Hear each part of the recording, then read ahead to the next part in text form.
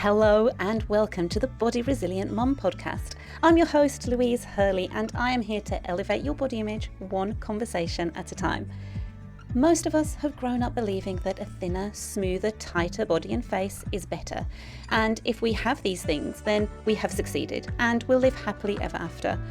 When we've been surrounded by this message all of our lives in some form or other, we tend not to question it. It's just the way of the world. But have you ever stopped to wonder whether these standards that we've been holding ourselves to are even possible to achieve? And if we do try to match these standards, like losing weight or trying to remain wrinkle and dimple free, is it actually healthy? As mums, we feel under so much pressure to succeed in all areas of life, including trying not to look like we've grown and birthed a tiny human. This podcast will encourage you to challenge your long-term beliefs about what your body should look like and help you to move from a place of conflict with your body to a place of peace and acceptance. Welcome to this week's episode of the Body Resilient Mum podcast.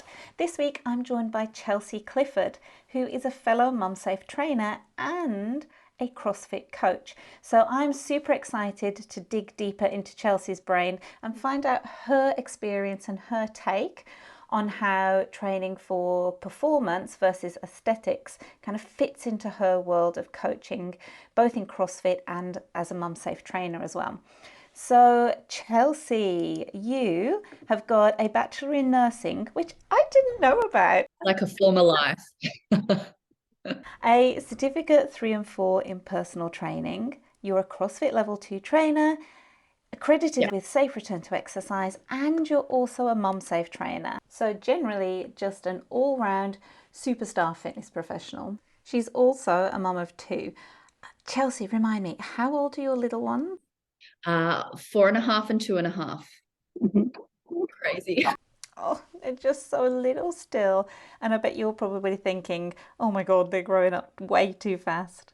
Yeah, it's like fast but slow. So sometimes I'm like, yeah, God, you seem really big today. And then other times I'm just like, oh God, we're still kind of in the trenches with sleep and, all those things that you associate with that new time in mumming. Oh my gosh, yes, totally. Yeah. This chat today is just so exciting for me because we're going to be talking about performance versus aesthetics. So training for performance, training for, strength, getting stronger, getting fitter over training for changing your body. So training to look a certain way. If you've done the Body Resilient Mum project, or you're doing it at the moment, or you follow me on social media, you'll know that I talk a lot about focusing what our body can do rather than only on what it looks like. And this is Chelsea's bag. She's all about helping women train for performance over trying to change the way that their body looks through exercise. So Chelsea, tell me more about you. Tell me more about your background, like, your sporting background, your training background, kind of how you came or where you came from and how you got into the space that you're in now. Cool. So I always played sport growing up, but mainly team sports. So I played netball for a really long time. Just played any sport under the sun, really. In high school, we played touch football, soccer, indoor cricket, just anything, like an active kid, I would say. Never the best at anything, but really loved that kind of being a part of it. I think did the usual teenage well, not even teenage thing, early 20s sort of thing of, going to uni, going out, a lot more social life than exercise.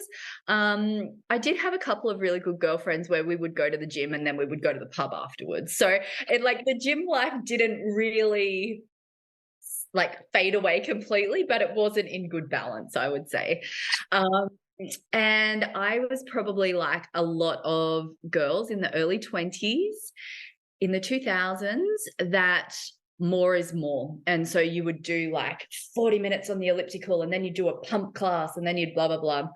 And my husband was training for Tough Mudder, that like extreme adventure race. And he was like, I've got to get fit for that. And so he joined a local CrossFit gym.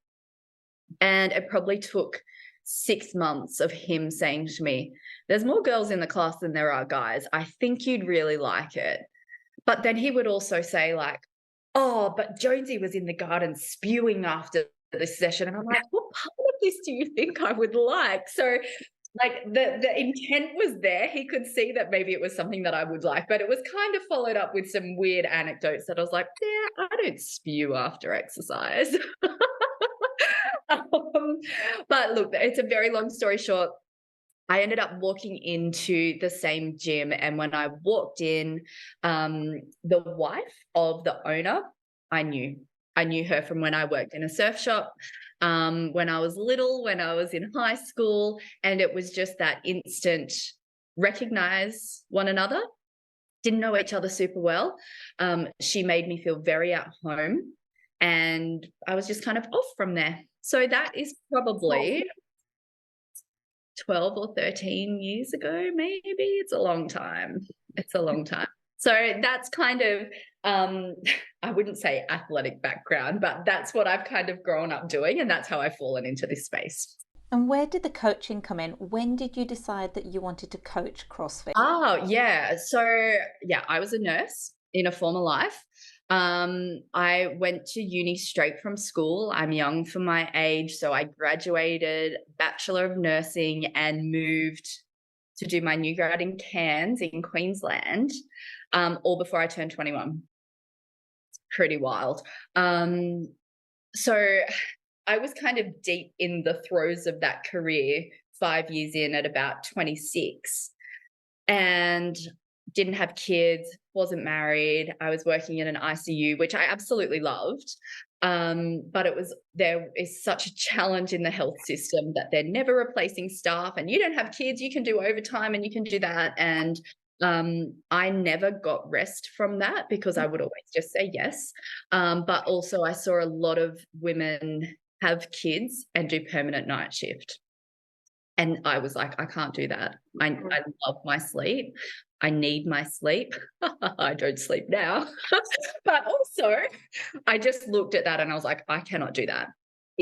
So then I worked for a pharmaceutical company for 5 years, and I was a drug rep, and I would, sell drugs to GPs. And then I moved into the hospital space and sold anesthetic agents to anaesthetists, which kind of felt like home because I came from an ICU background.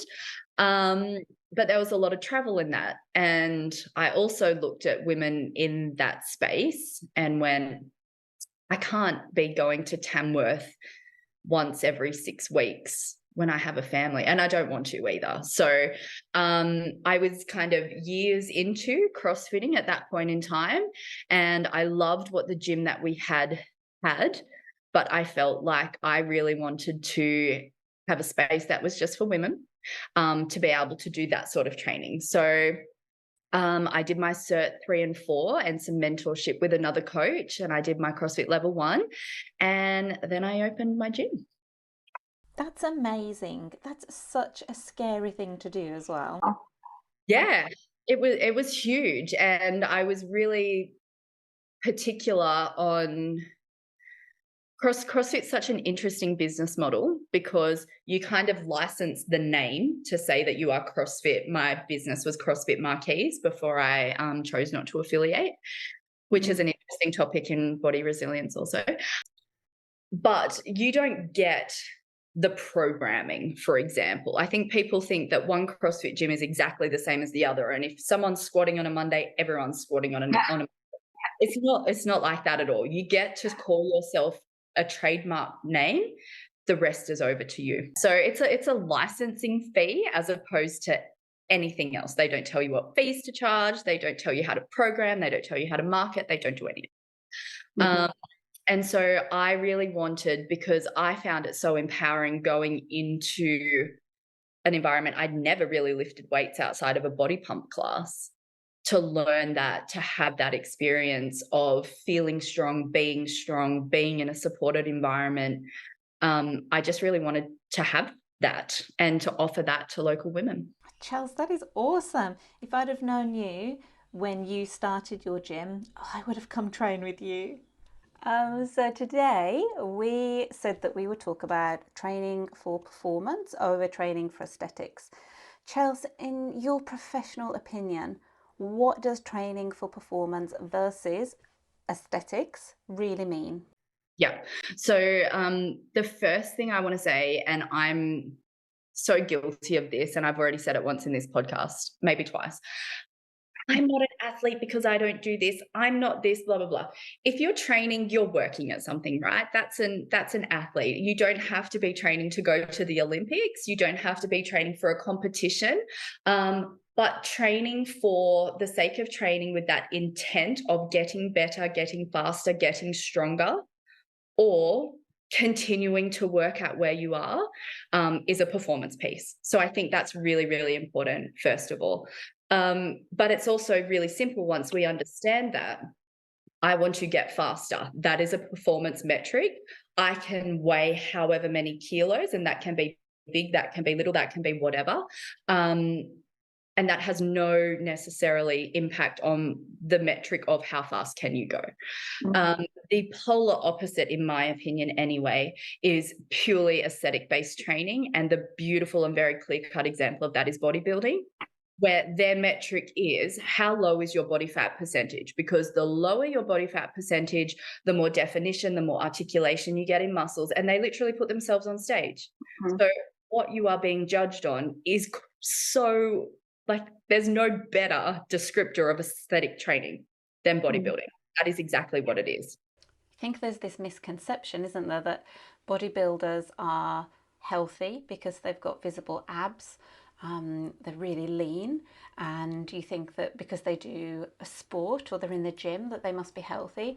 And actually, when they get to that level on stage, they are far from healthy. It is wild. The lack of food, the dehydration, and then like the water, like I've never done it. I have no care or desire to do that. Yeah, the water dehydration and then the reloading, and not only what that does to your body, but you can talk to anyone who's been on stage at a amateur and or professional level, and they will talk to you about the mental capacity and the absolute dump that you take when you've finished being on stage, and just the complete exhaustion. And then that it's disordered eating, essentially, because they have been so restricted for so long that they then struggle to refuel, such in a restrictive phase and not in a replenishing phase. And then it must be so difficult to start eating normally again and going from this level of restriction to just a balanced diet. To me, it's just so up and down and yo-yoing. I just want to add in here, Chels, that we're not bashing bodybuilding. Like if someone out there and listening to this loves bodybuilding, that's their sport, absolutely fine. We're not saying that it's wrong. I guess the beautiful thing about this podcast is that it's about education. So in today's episode, we're looking at both sides, and we're specifically focusing on the difference between training for performance versus aesthetics. I think that's the angle that we're coming from. So if you love bodybuilding, we're not saying that it's wrong. I don't have that level of discipline. I am so hyper aware of that. I tip my hat.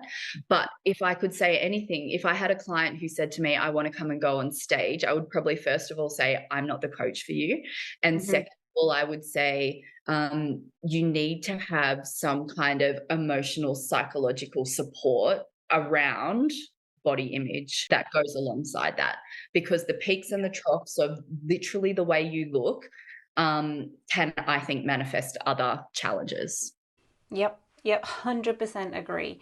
So being as we've just talked about how training for aesthetics can have a negative impact on your health and your psychological well-being when it comes to your relationship with your body and food, it just seems like a no-brainer that you'd train for performance rather than trying to train to change the way that you look. And yet, in our profession as exercise professionals, we come across many women who still want to exercise in order to change the way that they look, with no regard to how it affects their health, or maybe very little regard to how it affects their health. in your professional opinion, why do you think that still happens? Where do you think that comes from?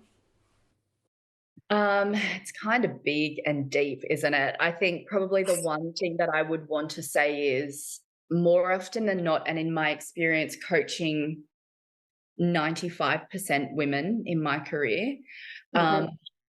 most women don't knock on the door of a CrossFit gym and say, "Hi, I'm here to performance train." They're still generally walking in for the aesthetic goal. Whether they say it or not, um, I still firmly believe the reason why a lot of women that I've crossed paths with have walked in my door is because they want to change the way they look. Um, I don't know why, and I was very conscious of having a culture of not speaking about the way that people look, so much so that like I would have clients say to me, "Oh yeah, I've lost 20 kilos since I started with you." And I just kind of I don't see it. Like I'm really bad at kind of recognizing that sort of thing because I think I'm being so conscious about, yeah, but now you can do this, that I miss the weight loss side of things, which may be a good thing, it may be a bad thing, but it's so difficult. And I think there's so many individual reasons why people want to change the way they look. The cool thing for me that happens is when you can start to see people caring more about the way they move than the way that they look. Or equally, and sometimes probably more excitingly for me, was people or women who would come in covered up. They'd come in long leggings and they'd come in like a jumper, or they'd always have a hoodie wrapped around their bum. And it might be December and it's like, it's freaking hot. Like, why are we wearing this? And then one day they turn up in shorts. Yeah. And I would never say anything, certainly never in front of a class or anything like that. But maybe as they were leaving, I was like, the shorts look good today. And it's just like, I know that that's been a really big deal for you to walk in and do that. I'm not going to make a massive deal over it, but that change in, I kind of don't give a shit, or I'm really starting to see that I can just walk in here however I want and be comfortable in my skin. That's a really beautiful example of how we can exercise and work out and train without even thinking about what we look like, without worrying about whether our bum looks big or our bum looks a certain way in whatever we're wearing. I love that example. I feel like we're still struggling to shift this focus on health being equal, healthy being equal to thinness. So I don't know about you, but I feel that there's still this leaning towards, being healthy means having to lose weight. Being healthy means having a small tummy or being lean or being a certain size. What do you think? I don't think the needle has shifted as far as we would like it to. There's there's still a long way to go around that, because so much of it is like external media and absorption of that, but then I think there's another layer of surrounding yourself in an environment that is positive for you. So Mm-hmm. we have spoken previously about social media things, and it's like, oh, what do we do with that? Well, you bloody unfollow them. Like, you get to curate your feed. So if you're clicking yes to that, it's going to keep popping up because they're just going to keep like bamming you with it. That's the algorithm. Everyone knows that. So you need to have like a cultural cleanse or whatever it needs to be. Just put people in front of you that get you, that you like. I think we're probably better in person with that. Like if you walk into the gym and you're like, oh my God, Louise, she drives me freaking nuts. Like, you're not going to set up side by side day after day, are you? You're going to put yourself in a different location in the gym and you're going to say, hi Lou, how you going? And you're going to keep walking past, but you're not going to be best buddies. And you can coexist in that way. And I think perhaps we need to, frame up our intake a little bit like that as well. Yep, 100% agree. It seems like such a simple thing to do, doesn't it? But it has a massive effect. Think about how often you can see people's content on your phone online. You know, it's always in your pocket, or maybe it's the last thing you see before you go to bed. But when you see people in real life, like, it doesn't happen that often. So not only can the social media message, like the social media messaging, be stronger, you know, more potent, but it's also more frequent as well. So yeah, unfollow, unfollow. I want to dive deeper, Chels, into your background in CrossFit, your experience both as an athlete and a coach. What's your take on where body image sits in CrossFit? I know what mine is, but I would love to hear your experiences of, you know, how body image is affected, or, you know, how CrossFit can either be good or bad or somewhere in the middle, neutral for body image. Um, like so many answers to this question, but just as like some anecdotes, because I had my gym for 7 years. I was initially CrossFit affiliated, and I was an all women's CrossFit facility. Now, the challenge that I had, and the reason that I de affiliated, and it's not like a secret, people ask me, I will tell them. Um, at that time, there were women who didn't know what CrossFit was. So, what do you do when you don't know what CrossFit, what anything is? You whack it in Google. What is CrossFit? And if you go to the images section, you see the best of the best athletes, and they look very different to regular people. So if Deb, who's 45, is like, maybe I'll start at this gym, and gets a picture of ripped old Tia or whoever, you know, it wasn't even Tia back in those days, it was bloody Camille or Annie or anyone. There's a very significant disconnect there. And, you know, cycling back to, do I want to look like that? Do I want to perform like that? There was just a disconnect with what I was offering on the main street of Long Jetty and what those beautiful women in a Google search looked like and what they were doing. So from a marketing point of view, I found that really a difficult barrier to overcome. I could have at that point gone, I just want to have a CrossFit gym and we're just going to make it unisex. But I was a lot more engaged with supporting women through that type of training. So I chose to rename, rebrand, de-affiliate, and my business became the Marquise Movement. So that's one kind of snippet around that. I have been exposed to several girls go through debilitating eating disorders, to the point where we had a member who ended up in hospital because she just dropped so much weight. And even though it is a performance facility, that aesthetic goal, that mental health piece can still exist. And I think that's really, really important. You can have the most performance-based center. It's each individual that comes into it that brings their own stuff, which might be skewed to the aesthetics. And an interesting thing around that, I think, is the aesthetics was masked with performance. I'm just going to train more. I just want to get better at this. So I'm going to, so that was a really challenging experience. And I think there's also, CrossFitters kind of look a certain way. I don't look like one of them. And so I'm probably a little bit more feminine and a little bit more jokey and like than people who really take themselves to be serious athletes. And that doesn't mean that they're any better than me as a person or anything like that. I don't pretend to be anyone that I'm not.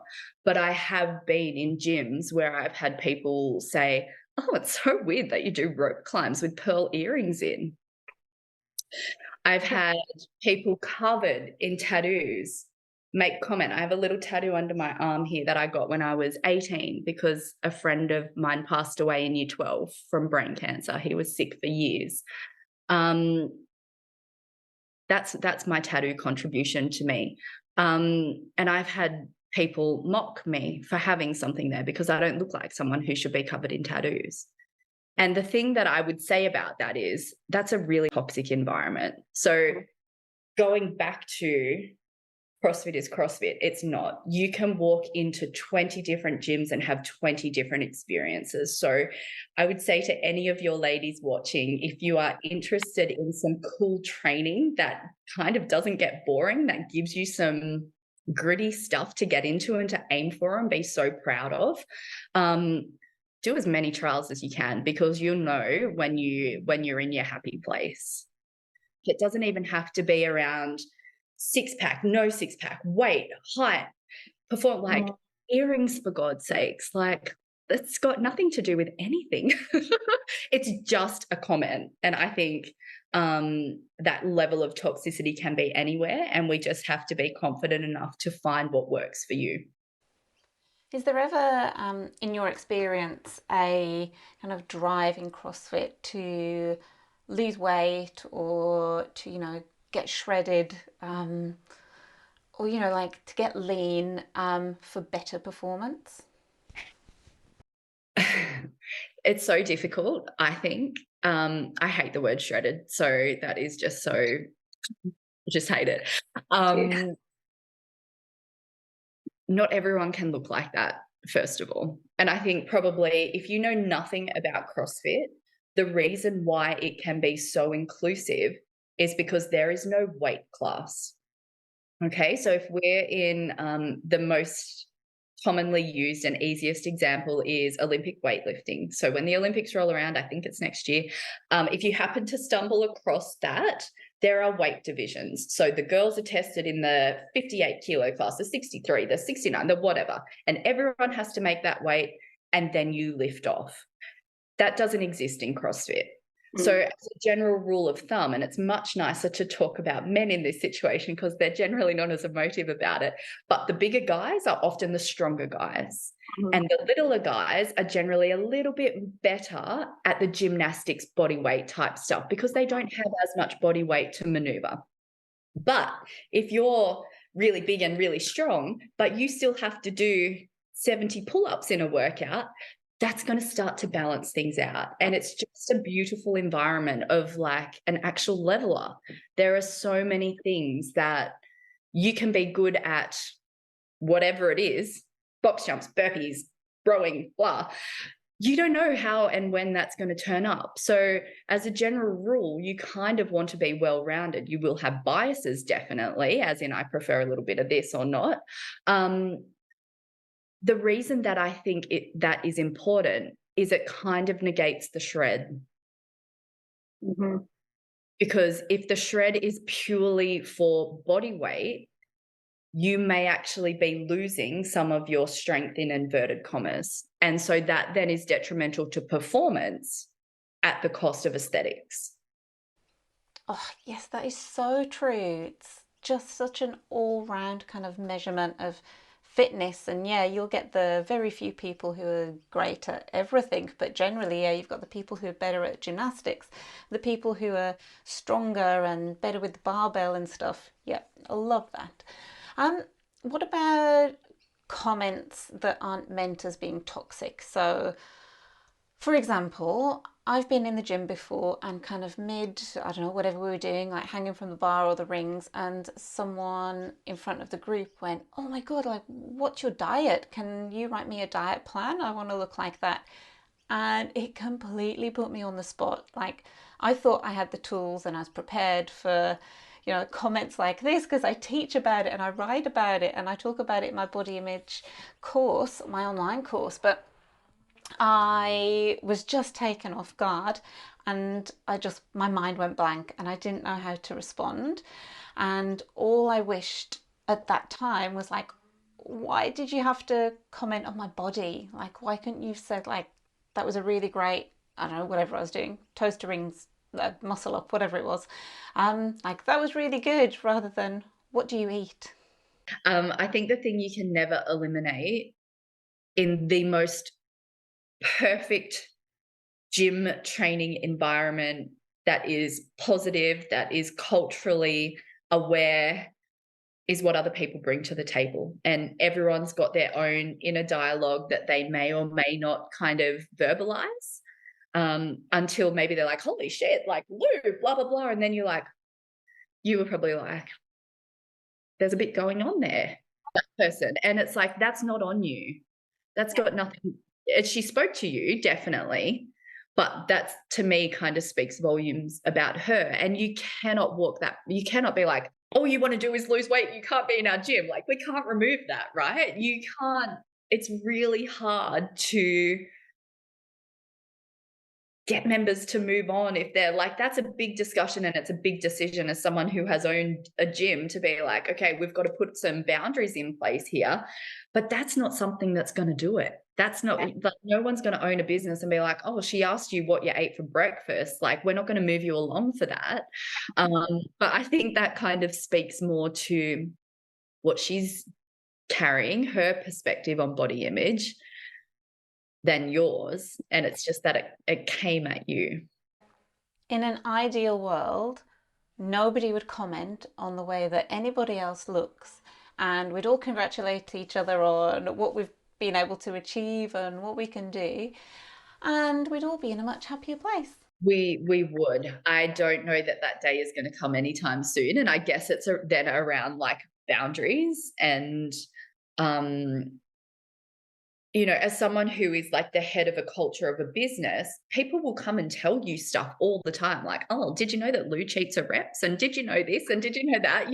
There's a lot of stuff that goes into being the head of that business. And I don't think it would be out of place for you to say to the bosses or the owners, this was an interesting comment and blah, blah, blah. Or just to say to that client, that doesn't actually even bother me. But look how great my toaster bar are.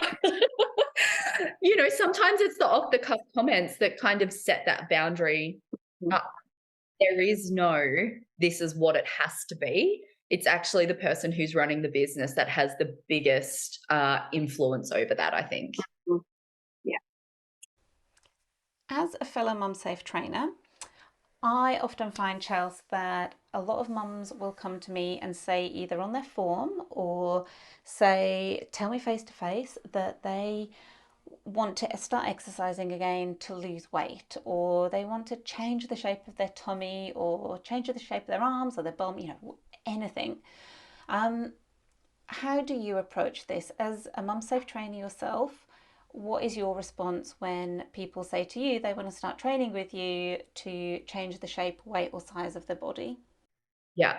Probably my opinion has changed a lot over the years, and even has changed a lot probably in the last couple of months as well. So I'll kind of take you on the journey. I come from a nursing background, and it was drummed into us in uni, you stay in your own lane. You're not the doctor, you're not the physio, you're not the dietitian. This is your role. This is what you do with autonomy. The rest is referred on to someone else, or you ask for help, or you do this. And I firmly believe that. I believe it now. I like to have a million people that I can refer to for anything that is outside of my lane. And at the moment, I see my lane as being postpartum movement. But when I had the gym, I could have written up some generic nutrition plan, but it just goes against kind of my values and my position on that. And that's just come from a nursing background.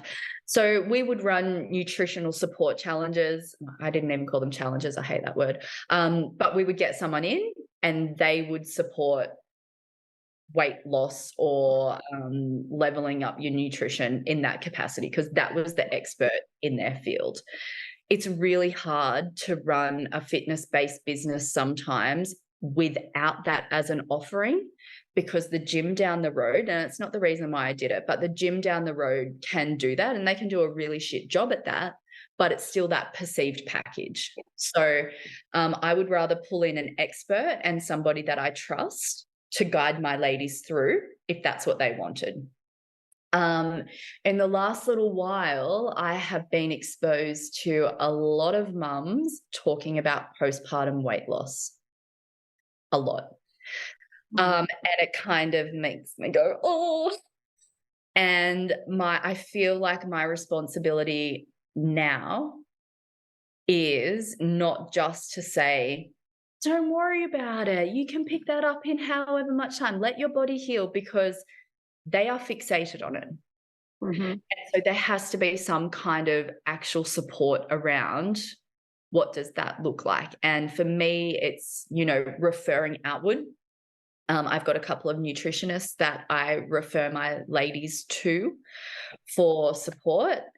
And then it's having that discussion around fads are the wrong thing to do. It cannot be extreme. It has to be slow, and it has to be something that is very sustainable.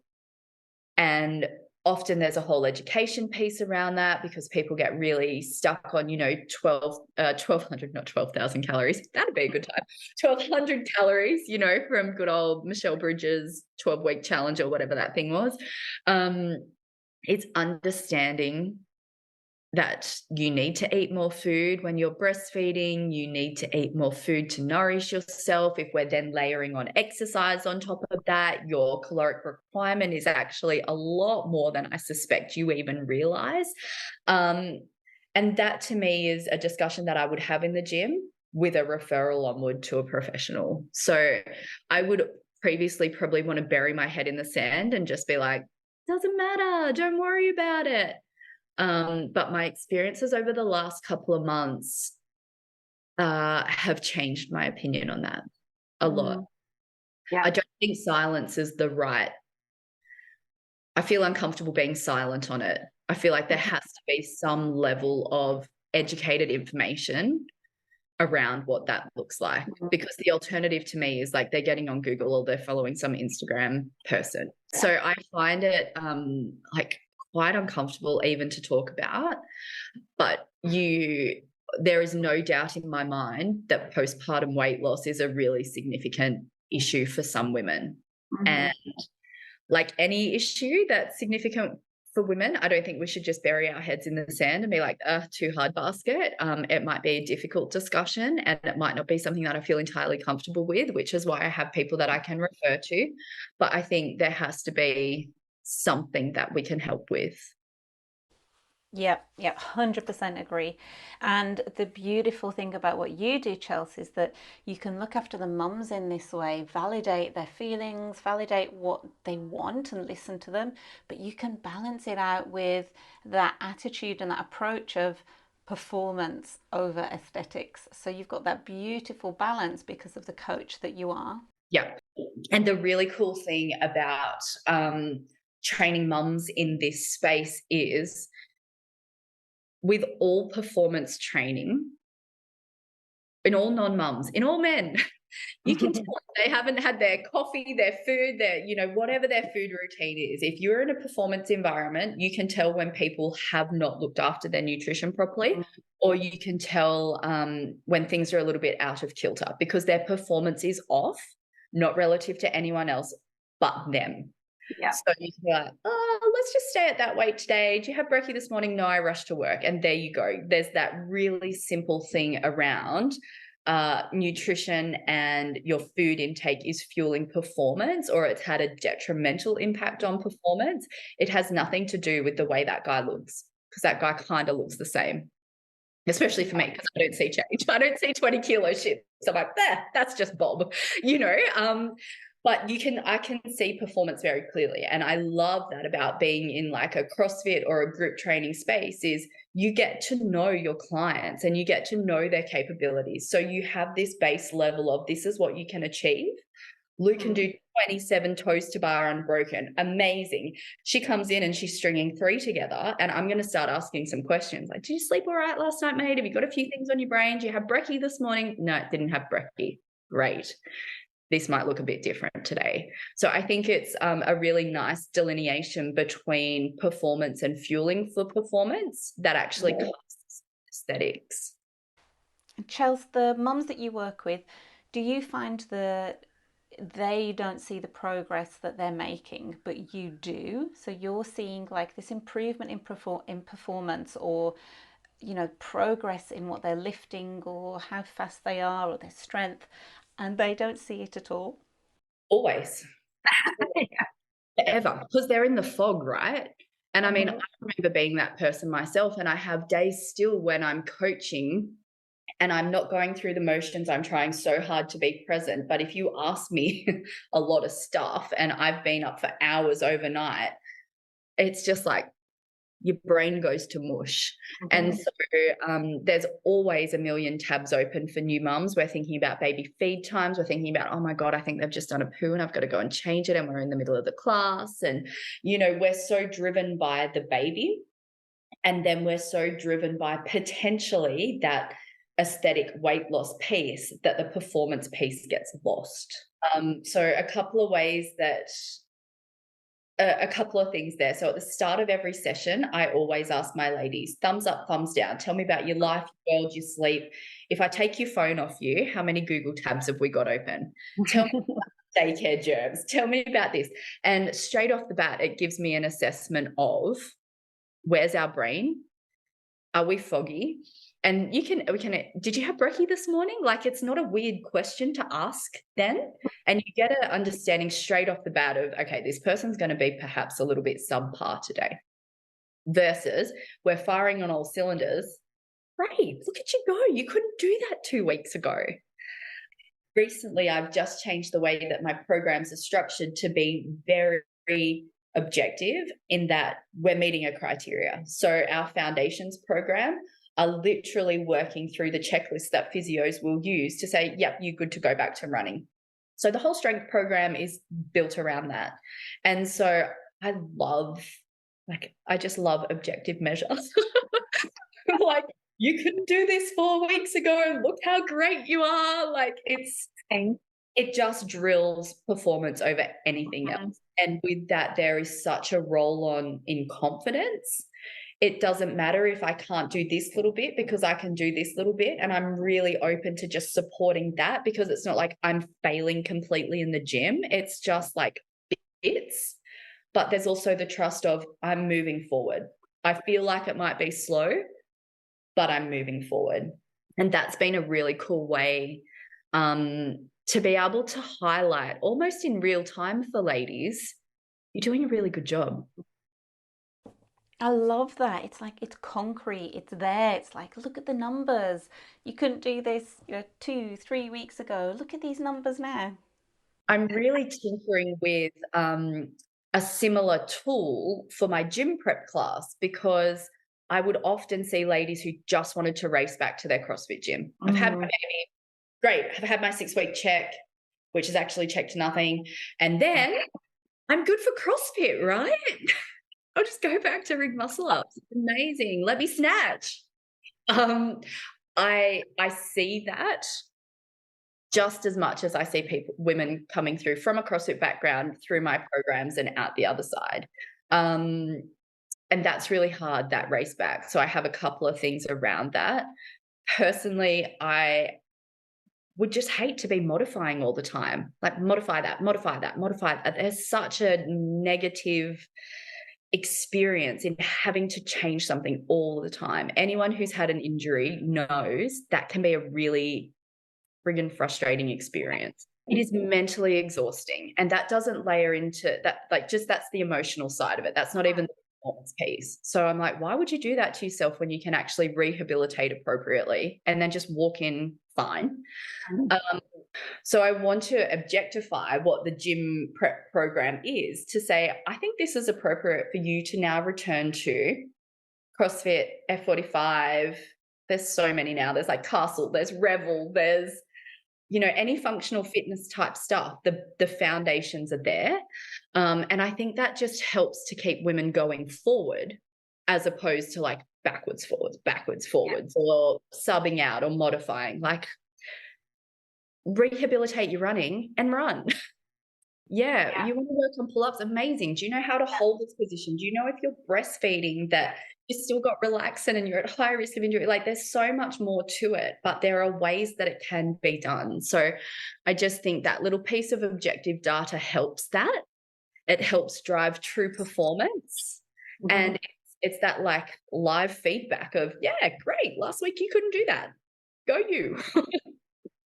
You know what? You just don't get that when you're training for aesthetics, do you? if you walk into a gym and you're there because you want to lose X amount of kilos, well, you might lose those kilos one week, but then the next week maybe you haven't. Maybe you've added on those kilos either through muscle or extra water, or there's so many reasons. But when you're measuring your health through performance and you're training for performance, you do those 10 pull-ups, and that's not going to change. Like, nobody can take that away from you. It's not going to fluctuate like weight, shape, or size of your body does. And so I feel like it's a much better measurement of your health and just a much better way of training. Yeah, I know that you like kind of, it's a bit of a pet peeve of yours, and you're like big on advertising, the BMI and numbers on a scale. So 60 on the scales one week may not be 60 on the scales the next week. And so what we perceive to be the objective piece is actually not, and really skew not only motivation, but I think it then kind of bundles into headspace around how you're working, your effort, your results. Is it worth it? Am I doing the right thing? Am I going to look for something extreme to try and make this shift? Where I just kind of think, what can you do that's sustainable? And not just sustainable for like a year. Like, I've been doing CrossFit for, I don't know, like 12 or so years. I've never had a CrossFit injury ever. I trained during both my pregnancies. I just understand how I can do this in a sustainable way. How can I keep doing it? I want to be doing it when I'm 50, when I'm 60, but will I ever do a wall facing handstand push up? No. Do I care? No, I do not care. There are some things I care about, but everyone cares about something different. And if it's fueled by performance more so than the way that you look, I think that sets you up to be a more sustainable long-term fitness piece, which I feel like I'm going down another rabbit hole either, but you just don't know what life's going to throw at you, right? A very close friend who has recently been diagnosed with breast cancer. It came out of nowhere. I've had surgeries like around my pregnancies and stuff like that in my mid-30s. I didn't know that was going to happen. So when people say they're training for life and blah, blah, blah, people don't take that seriously, but it is serious because you don't know what's going to happen. And it's putting yourself in a position to fight the fight for as long as you can and be as strong as possible for as long as you can. Something that's probably, it would be remiss to not discuss in the context of performance and aesthetics in the CrossFit world particularly. Women can often be very nervous about being strong because there's that perception about like a masculine physique, and I'll get so bulky and I'll get so muscly, and there's a real negative to what that is.